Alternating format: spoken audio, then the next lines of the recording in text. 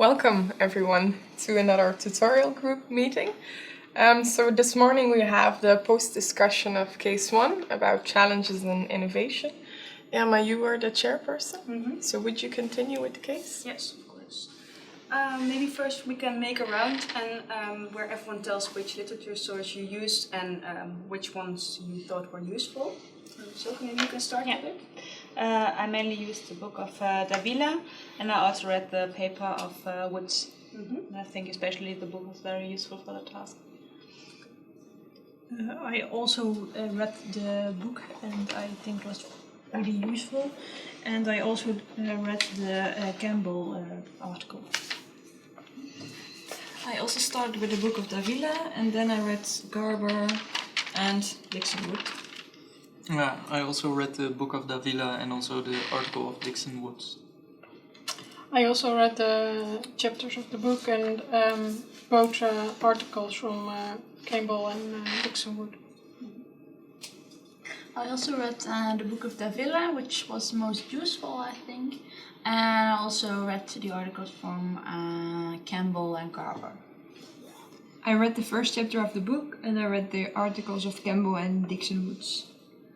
And I read both chapters of the book, and Dixon Woods I found it really helpful for the challenges in innovations. Yeah, I found the same. I read the book and I scanned the articles, but indeed in Dixon and Campbell I found a bit more on the challenges. Not so much about the other little books. Okay. I also read the 2 chapters of the book and the Garber article. So I think with the whole group we covered all the literature. So let's start with the learning goal.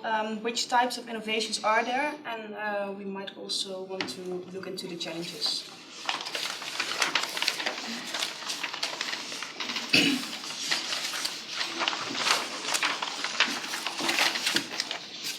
So you could tell me something about the types of innovation.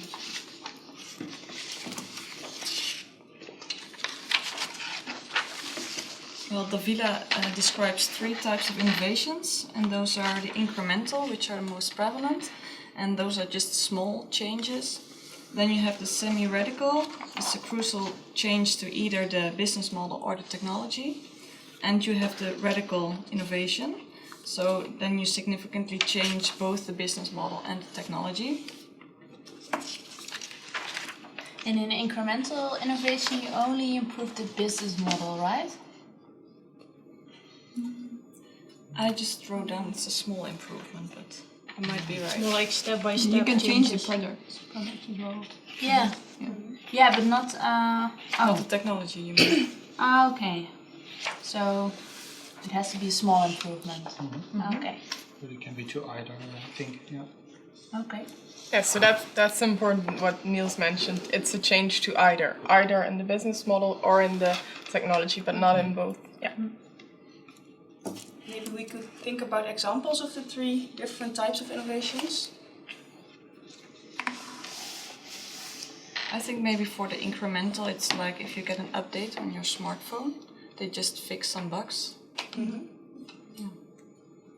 Or going from tablet 1 to tablet 2 or something. And you mentioned that it's the most prevalent form. Why do you think that is? That it's the most common form of innovation? I guess because it's the most easiest. Yeah. You don't take a big risk, I assume. Also the most likely to be adopted, I guess. But the bigger the change, the more likely it is that you'll get resistance from employees or maybe from patients. And you don't have to create a completely new product. I think it's already there and then you can improve it. And could we maybe think about an example of the semi-radical innovation? It can be an innovation only related to technology, for example. So maybe the implementation of robots in hospitals, for example. And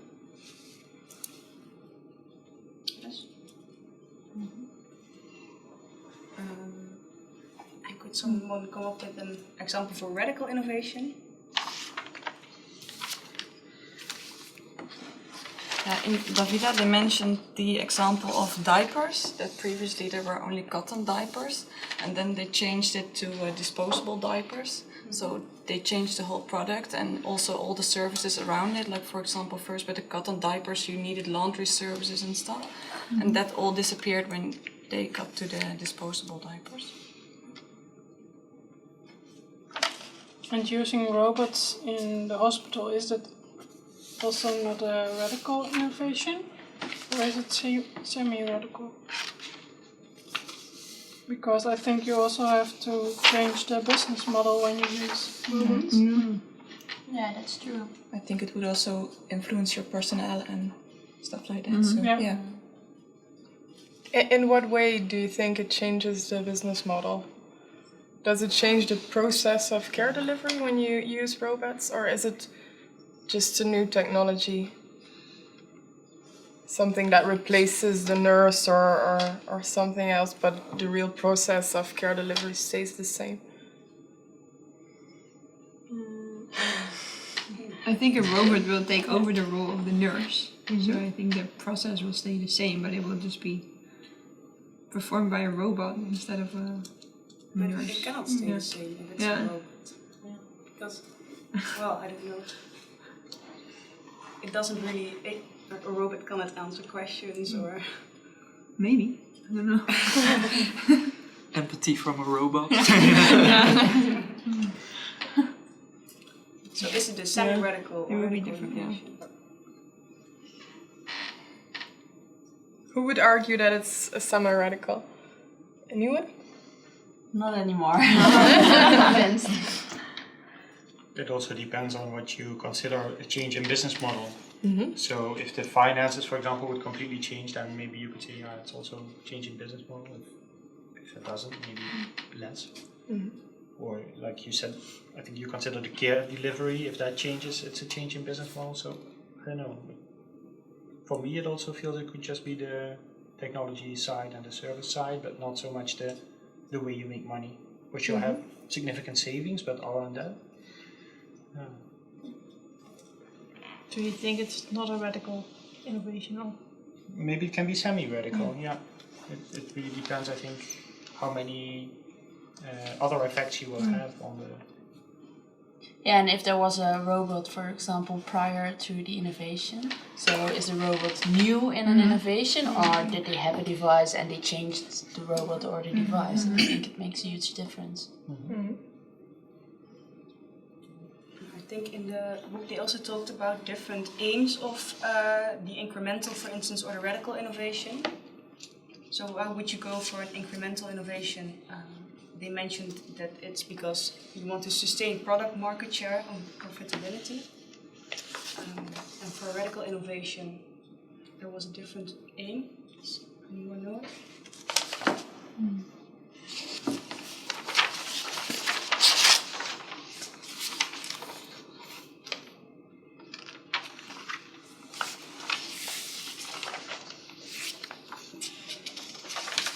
Well, they just wanted to change the whole competitive environment. So it's just not a slight change to increase your market share, but make a totally different market. And then, are there different types that you found, other types of healthcare innovations? Yeah, actually I wanted to ask about that, because in Garbo he has a different distinction. So he has drug innovation or drugs innovations, innovations in devices, and the third one is delivery innovations. And I was wondering how they could be, if they could be linked to some extent. Like I could see where the second and the third could fit in. Where would drug innovations, for example, what would you consider that? Is that incremental, or can it be any of the three? Can it also be semi-radical, a different drug? Or? How? Because you said the second and the third you could fit in easily. I think so, yeah. So how would you fit those in? Well, innovations in devices, they can be a technology innovation, and they can be either incremental or they can be semi-radical or even radical. Delivery would be a change in the product or in the process. And for drugs, I'm wondering, it seems that it's maybe mostly incremental, but I'm not sure actually. How can a delivery be an innovation in the product? To me, it sounds more like a process. Mm-hmm. Why does it sound like process to you? Because it's about how the care is being delivered. So I cannot come up with an example how that relates to an innovation in a technology. Yeah, I meant like product as in like a cake product, but which also can be a service, and then indeed it doesn't match so well with the word process. That's true. Yeah. With process, I think more about the underlying. Yeah, it's hard to explain. But you can develop a product that changes the delivery of care. Like? Maybe something for e-health, or that you use that with your patients.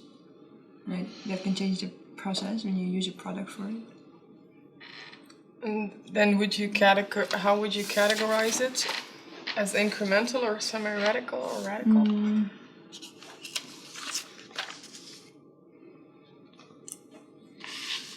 I guess semi-radical.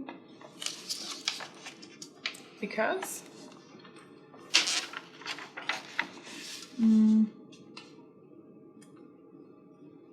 Well, you change the technology of the organization. But I'm not sure if it will change anything to the business model, so it will be semi-radical or radical. What do others think? E-health, does it only change technology or does it change the way care is delivered? Yeah, both. So then depending on how large the changes are, it would be semi-radical or radical. Yeah. And then your question was, where would you fit in the innovations in drugs? Yeah, and especially like, can we think of like semi-radical or radical innovations with drugs? Because I think incremental is probably the most likely for a new drug, but maybe. Why incremental? I would say radical for a new drug, because it's a totally new product. It depends if you just change the ingredients or just the volume, or. I could not come up with an example of that. If you go from one pill to the other, or from one infuse to the other. So it depends on what kind of drugs, like what is the effect of the drugs. If it's just another method of, like you say, with the infuse, or just another way of taking it. And if you have a brand drug and then someone else comes up with a generic drug, is it an innovation? Yeah, barely, I'd say. It's not much new in that sense. But it could be much cheaper, of course. Yeah, but it depends on what point of view you have. Do you have the hospital view or do you have the pharmacy view? Because when you are a pharmacy, it's a radical change to change your pill, your drug, your product. But when you're in a hospital and you want to deliver care, that is your product, then it's incremental change because you just give a different drug than you did before. I was thinking from the hospital's perspective mostly, I guess maybe it could be more radical to some extent if you think of like maybe they go in some cases from pills to like radiation or chemo, or that could be very radical. So with has to be organized differently. And in terms of effects also, if you think about the invention of insulin, it changed diabetes from a deadly disease to a disease that is manageable over a long period of time. So it completely changed the care for people with diabetes. So it's also, I think, in terms of effects, how radical are the effects of a new drug. Okay, did anyone find additional information on the types of innovations?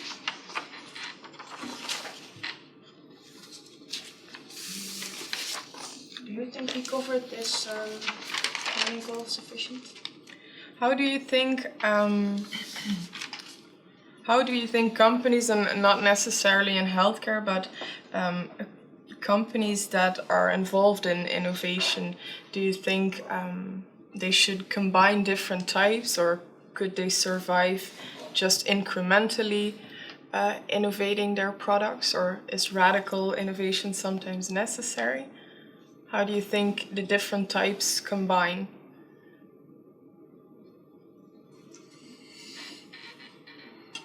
Yeah, I do think at some point you need to innovate more radically, because your organization will get very inflexible and also has to adapt to the environment at some point. The environment keeps changing, so if the organization doesn't keep changing enough, then it won't fit anymore. You will lag behind, and new startups will come and take over, I think. Yeah, I think if you don't make a radical innovation at some point, then another company will make an innovation. Yeah, I heard, for example, that Google provides I don't know how many hours per month to each employee just to think about a new innovation. So they get a few hours a week to think about, okay, what kind of innovation would make Google very special and how can we use it? But I think it's also depends on what the leaders in the company want. Because? I think you can have different views whether it's necessary to have new radical innovations every year. Yeah. Yeah, they have also the issue that they really have to stay very competitive, because their money really comes from the customers. Yeah. While in healthcare, there is a pretty expected demand. I mean, the patients will come to you when they are sick. I mean, they won't necessarily come to Google if Google doesn't have anything to offer to them. So they have much more drive, I think, to innovate. Yeah, but it's a good question whether you think that healthcare companies should have that drive to innovate more than they do now, because in the Netherlands at least we want to have a market in healthcare. So maybe they should have the incentive to think about innovations all the time to stay attractive. Would probably be good, yes. Yeah. It's different if it always happens, of course, but it would certainly be good if they innovate and try to get to very recent standards. Yeah. Okay, so to summarize, we talked about incremental innovations, semi-radical innovations, and radical innovations, and about types of innovation in healthcare, which are drugs innovations, innovations in devices, and delivery innovations. I suggest to continue to the challenges of innovating in healthcare.